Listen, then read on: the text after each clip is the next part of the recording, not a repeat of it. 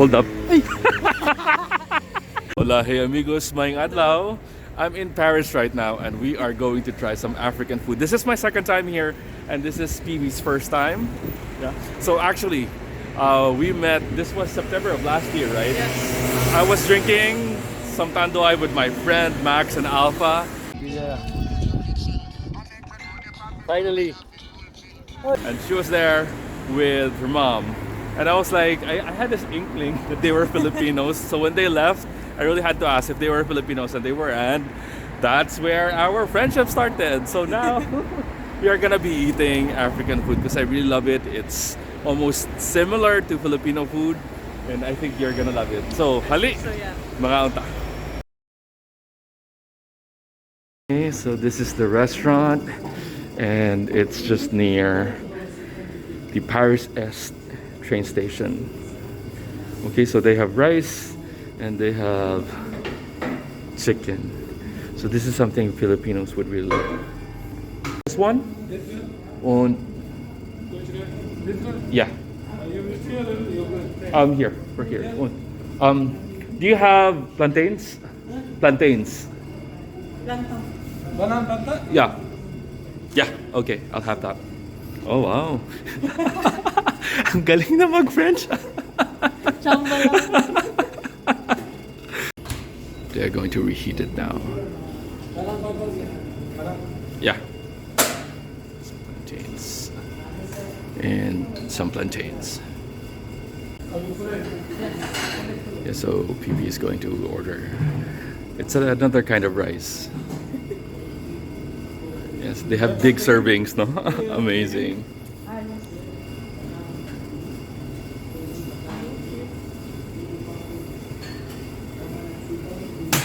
And you'll have chicken?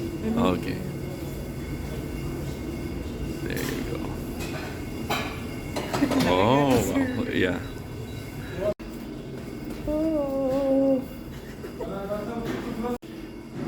Excited? Super. To try African food. Oh, bon appetit. That's how you pronounce it, right? Yeah. Okay. So are you excited? Excited. So I think this is jollof rice. So this is basically rice with tomato-based spicy sauce. Tapos I think what you're having, I'm not sure, it's basically rice. Pero may ibang templada. And what you're having is chicken. Chicken. So basically, it's a full meal. I haven't had breakfast yet. I haven't had lunch. This is going to be our dinner as well. All in one. All in one.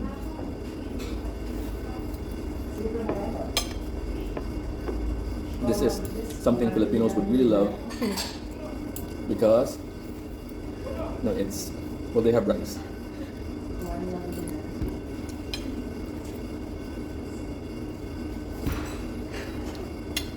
Okay lang, you like it? Nakapasa sa standard mo. No, because the thing is, PB is a chef here in France. So, it's good. It's not similar to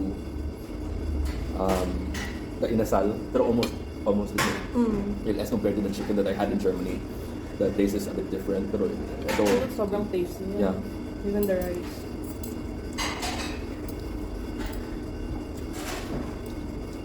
Do you also eat plantains? Di masyado. Pero how did you know how to pronounce it the French way? Wala, guess lang. May mga plantan.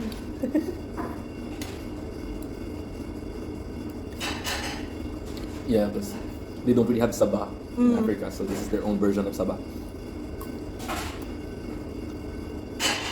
But actually, I would prefer plantains over saba. Kasi ba mas matamis ang plantains, especially when it's ripe. The thing about saba is that it's a bit sour. Oh. So the restaurant is called Madiba, and it's just near the Paris Est train station. How do you say it again in French? Gare. Ridiculous. Okay, that one.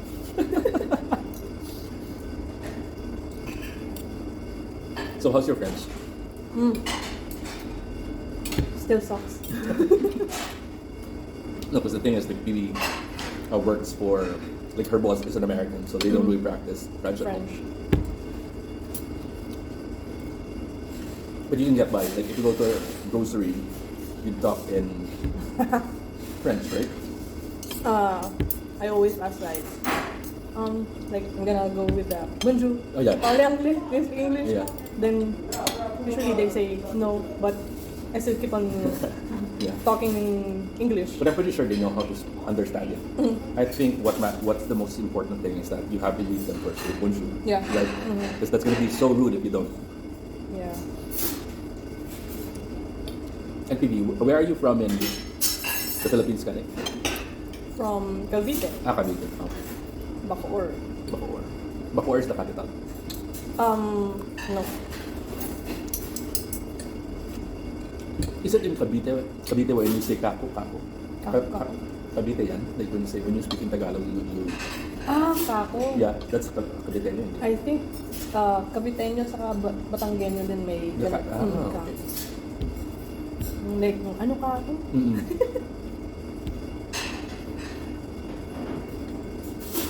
So today is April 2? No, it's April 2. And it snowed yesterday.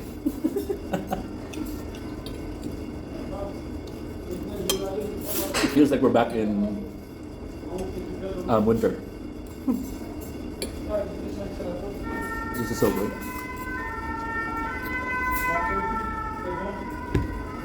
Do you have African friends here? No. None at all. Your friends are very multicultural anyway. Pero parang masaya akong magkaroon ng friends na like African. Mm-mm. Sobrang gusto ko yung vibe nila pag nagdala. Exactly. Lahat sila magaling sa mayon, no? And they're very welcoming. It feels like you're part of the family right away. Yeah. That's what I love about the Africans. They're always fun.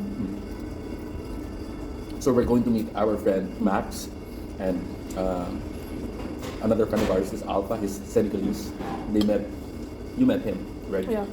Last year. At the riverside.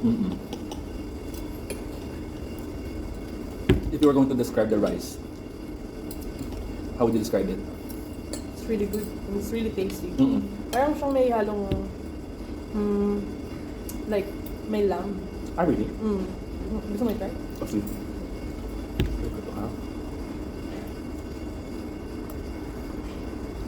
Yeah. I don't like it. No, okay siya, but I don't really like lamb. I don't like it. The taste is okay, it's the after smell. Try mo to yung jollof rice. Yeah.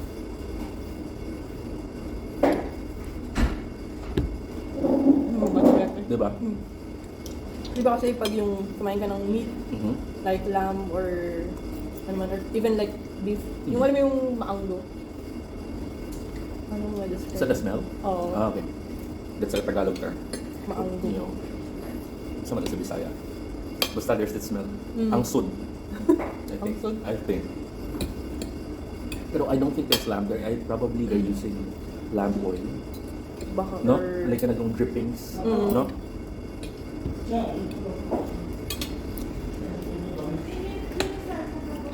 You've never, I mean, in your place here in Paris, have you seen an African resto? Never. So you never really bothered to check it out? Never. Kasi like yung television nila nag-stay sa Anto. So usually yung mga restaurants doon, they're Jewish. Ah, okay. I've never tried Jewish food ever. So na-try mo na yung mga Jewish food doon? Pero hindi ko pa na-try mag-dine sa restaurant. Take out. Take out, never pa. Pero kasi before, ewan ko na-mention ko na nagkaroon ako ng Jewish na employer. So naging cook ako sa kanila. Parang may mga alam ako ng ano. Pero like hindi sila very traditional. Ah, so it's very modern. Alright. I forgot this one. So they have this chili sauce. It's almost similar to the chili sauce in Chinese Ngoyong Cebu. That's why I love it here. This reminds me of home. Even the consistency. Ikaw, do you like spicy food? Sobrang like. Try mo.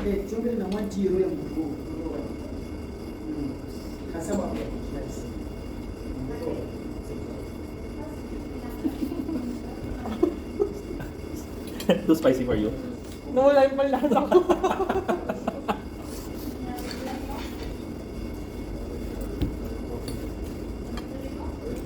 No, I think it's because I'm just used to this. Because in Cebu, we have the Chinese Ngoyong and they always have this. So, Yeah, it's a bit too spicy, I realized.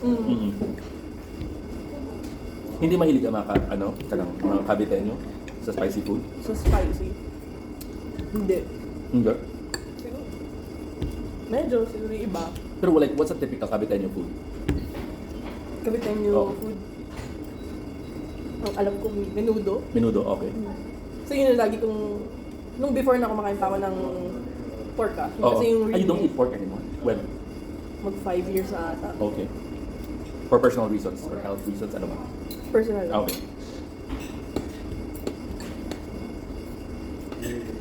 It's just like my sister and my daddy don't eat pork. Pero it wasn't religious. They just felt Stop like, eating. yeah. And it's very healthy. No, but I just did not give up lechon. And lechon is so delicious. Have you tried lechon from Cebu? God, sarap. We don't eat the sarsa anymore because it's so flavorful already. It's so tasty.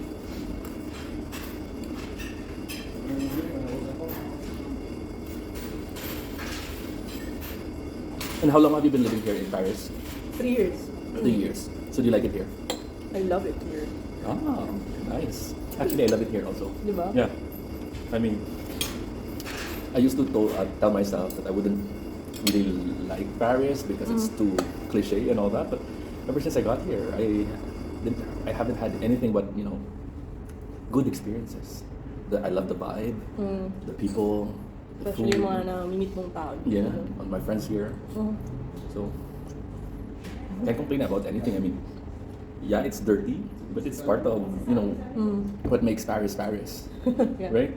I got used to the garbage once in a while. Yeah, there's garbage everywhere. But Paris is very beautiful. Because I was in Prague, I think 3 weeks ago. I was so surprised because the city was so clean. Like, for a big city, this is a metropolitan. And you cannot find any garbage on the streets. I was so impressed. But for me, I was weirded out because normally if you go to a city, there's garbage everywhere. Yeah. We didn't have that in Prague. I was like very impressed, but I don't know. It was just too perfect. Diba? Ganun din yung actually ko dito, first time ko. Parang... No, because because when we met you by the River Seine, but you didn't join us when we moved to the Eiffel Tower. So we were drinking Tanduay, and whilst we were drinking Tanduay and we're having a picnic, there were big rats trying to eat our chips. So I was like, oh my god! And these are the kind of rats that are not really afraid of tourists anymore. Yeah. And they're really big. Big, yeah, Like a cat. Yeah, exactamente. They're not afraid. If they could just get the chips, they'd get it. It's gonna be like a battle between you two. It's like, oh my god, that was the first time I've seen rats those big. There's a lot of rats. I'm sure we have those in the Philippines, but I was just Dito surprised. kasi, like, makikita mo na lang everywhere, lalo na pag sa metro. Oh really? Meron din doon. I didn't see rats in the metro though. But I love their metro here because it's so efficient, it's so fast. You can just go anywhere using the metro. And it's so, I would say, very affordable. Just like per ride would be 170, I think. €1.90. €1.90. But you usually get the monthly pass, right? I'm not sure how much the metro costs in Germany though. Probably I think it's higher. Dito is around 75 and 20 cents. That's okay. The last time I was here, I had the chicken. That's why this time I wanted to try the fish. I don't think they had fish the last time I was here. This was, I think, last February when I was here for an afternoon. Yeah, so before I went to the train station, I saw this one. So I was like, okay, I'm gonna eat there. And I told myself every time I come to Paris, You have to eat here yeah. and try it out. It's just very near the train station anyway. Dali lang pala siyang puntahan.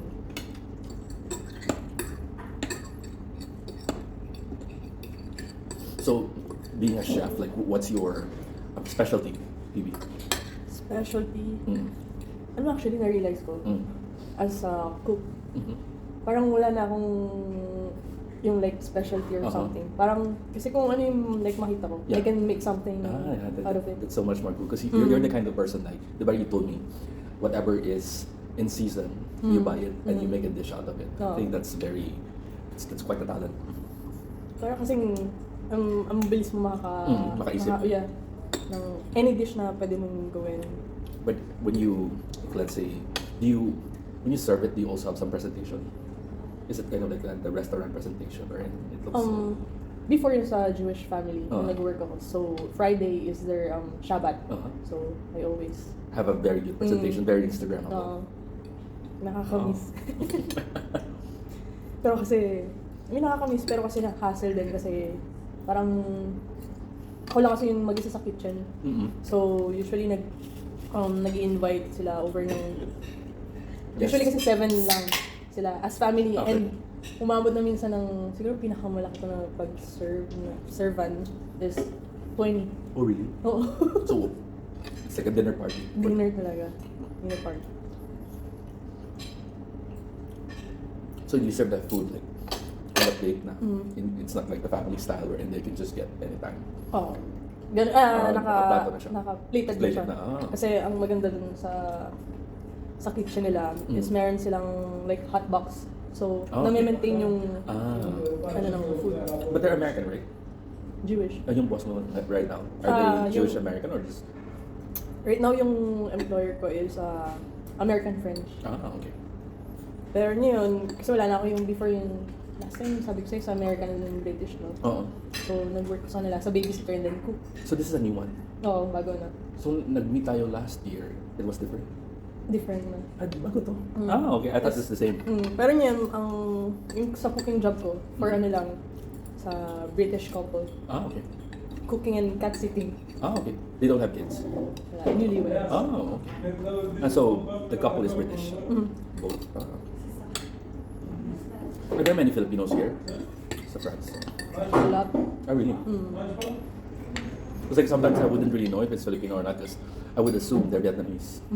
Right? Usually ganyan nga yung pag yung like Kung Asian dito, it's totally Vietnamese, I think. Chinese. Chinese also. Because like in Germany, the Asians are always Vietnamese. Because they have the historical connection during the communist time. Diba sa East Germany and communist Vietnam before. So these are like third generation Vietnamese. So they would speak German.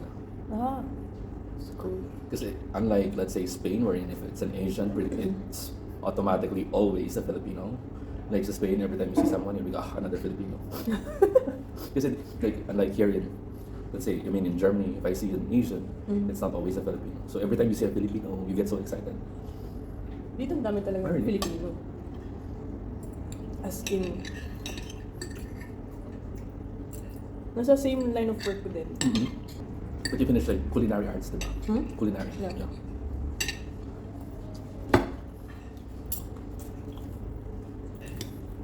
So you see yourself staying here for a long time in Paris? I think, yeah. Because you really love it here. But you don't want to transfer to Spain anymore. Ayaw nga pala nung sabi ko.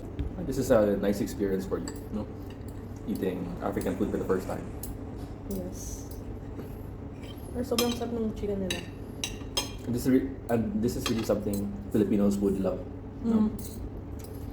Because there's so much similarity. Pero parang feeling ko mas prefer ko siya kaysa sa inasal. Oh, really? Tapos the thing is, I have high standards in inasal. I mean, Mang Inasal is already good, but every time I go to Bacolod, I have this favorite inasal. It's called Chicken House. Super delicious. Yung tipong, it doesn't look like the inasal in Mang Inasal wherein there's so much color. Ano siya? Maputla. You would think it's bland, but when you eat it, it's so much flavorful. Yeah, I was so surprised. But I don't think they have branches around the Philippines. It's just in Bacolod. Kung saan talaga authentic yung inasal. Sikat ang inasal sa Bacolod, yeah. Pero Mang Inasal started in Iloilo. I remember when I was a kid, I had a classmate. He had his birthday in Mang Inasal. And Mang Inasal used to be just a very small restaurant. And I was so surprised. I think a few years later when Inasal was bought by Jollibee and it became a very fast-growing fast food chain. Sobrang dami na nag-franchise na. Crumbs. Pero of course, when I go back to the Philippines, I would really go to Mang Inasal. Sa miss ko yun. Only rice. How many rice ba yung nauubos mo? Normally, like... Nakakadalawang cups lang. No, because when I was younger, I could finish 5 to 6, normally 5. But now, it's just 1.5. After 1.5, I'm so full na. Hindi ko lang kaya masyado kumain ng masyadong marami na rice. But I think pang Mang Inasal, they have palabok now. Diba? So I would still prefer the Mang Inasal the palabok in Jollibee, of course. The best.